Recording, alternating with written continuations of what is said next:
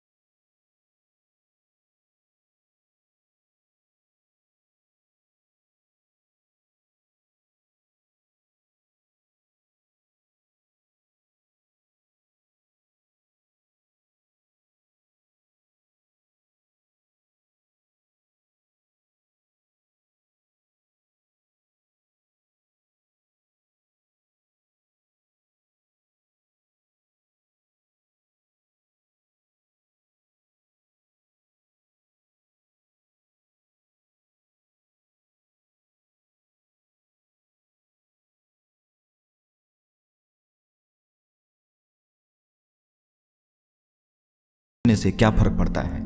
अगर आपको लगता है कि सोचने से कुछ नहीं होता तो एक बार यह प्रयोग करके देखो तो। आपका अवचेतन मन कभी शांत नहीं रहता, यह कभी सोता भी नहीं है, ना ही कभी आराम करता है। यह हमेशा कार्य करता रहता है आपके विचारों पर, आपकी भावनाओं पर, लोगों की बातों पर, आपके सुने हुए शब्दों पर, इन सभी पर हमेशा कार्य करता रहता है।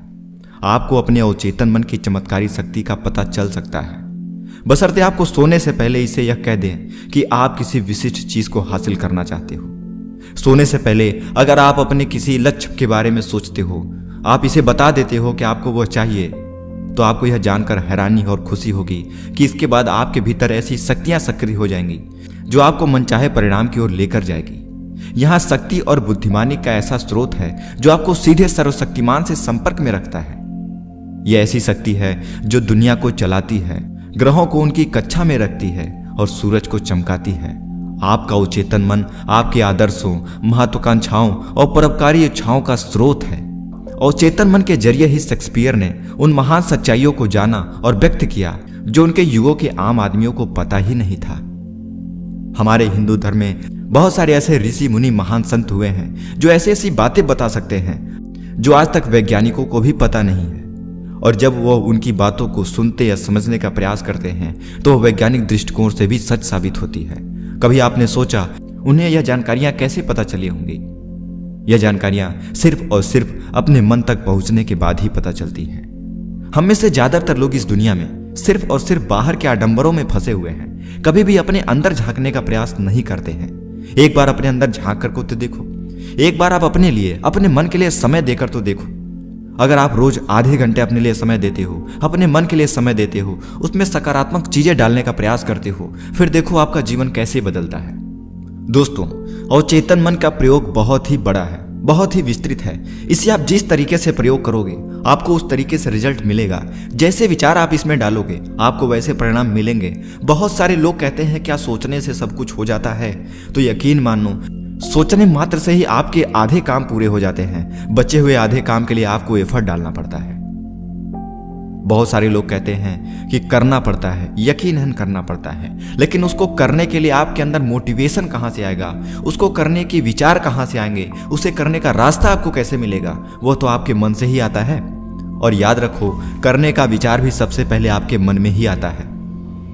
अगर आप अपने मानसिक रूप से तैयार नहीं हो उसे करने का, आप अपने मन को प्रिपेयर नहीं किए हो उस कार्य को करने के लिए, उसके बारे में सोचे नहीं हो, तो आप उसे कैसे करोगे? जो आप सोचते हो वही आप पूरा कर सकते हो। अगर आप भविष्य में कुछ बड़े बदलाव के बारे में सोच सको तो यकीन मानो आप उसे आज नहीं तो कल पूरा कर लोगे, लेकिन आपको समय देना पड़ता है। दुनिया बदल रही है, नए नए आविष्कार हो रहे हैं। बड़ी बड़ी कंपनियां, बड़े बड़े रिसर्चर्स सिर्फ एक सोच को लेकर ही कार्य करते हैं। उन्हें एक आइडिया चाहिए, उस पर ही कार्य करके वो नए नए आविष्कार करते हैं, बड़ी से बड़ी सफलताएं हासिल करते हैं। सोच बहुत बड़ी होनी चाहिए, आपको बड़ा सोच रखना चाहिए और उस पर दृढ़ निश्चय के साथ कार्य करना चाहिए। फिर देखिए आपको सफलता कैसे मिलती है। हमारा मन बहुत शक्तिशाली है, इसके बारे में बहुत सारी बातें आपको बतानी बाकी हैं। और अगर आपको हमारे द्वारा दी गई जानकारियां पसंद आती हों तो हमें नीचे कमेंट करके बताएं, इस वीडियो को लाइक करें और हमारे चैनल को अभी सब्सक्राइब करें। तब तक मिलते हैं अगले वीडियो में। नमस्कार।